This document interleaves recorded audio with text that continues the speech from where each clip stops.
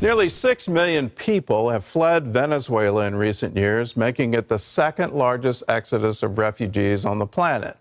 Only the Syrian civil war has displaced more people. Not all of these migrants are headed north for the United States.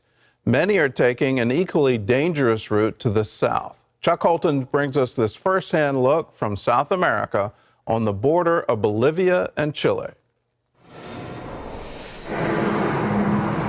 Migrants catch rides when they can, and failing that, walk.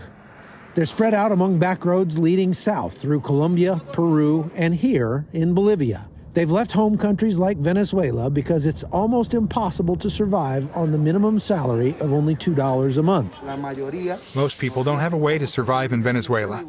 This man and his family have already been on the road for months, but they're not headed to the United States. They're headed south to a country which enjoys the highest standard of living in all of Latin America. And they've trekked through several countries to get here.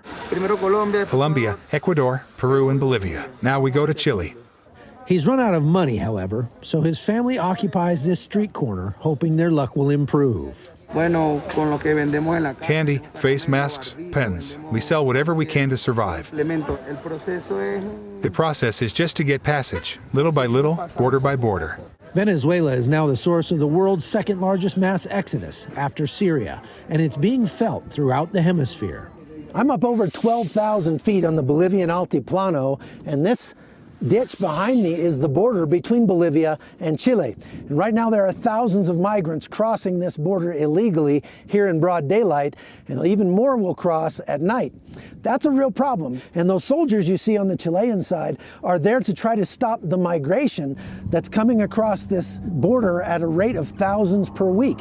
But it's very difficult because no matter how far out the soldiers post, the migrants just walk a little bit further and cross illegally anyway. That's a big problem because it's very dangerous up here at night. It gets super cold, it's very dry, and so many of these migrants are dying along the way. Local media report that nearly 30 people have died making the crossing over the last 12 months.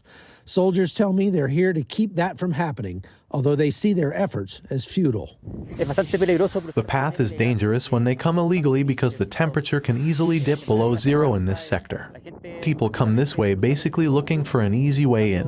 From here, they can walk just a kilometer or so and enter without trouble. Then they come back here and are put into a camp run by the police. They fill out a form seeking asylum and then undergo a quarantine of about 14 days. These Bolivian locals feel the military only makes things worse. Down there they have to cross in water up to their waists, and some have children. What are they supposed to do?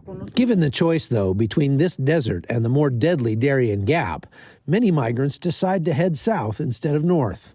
They hope to find work in Chile, where they can earn more in a day than they can earn in a month in their home countries.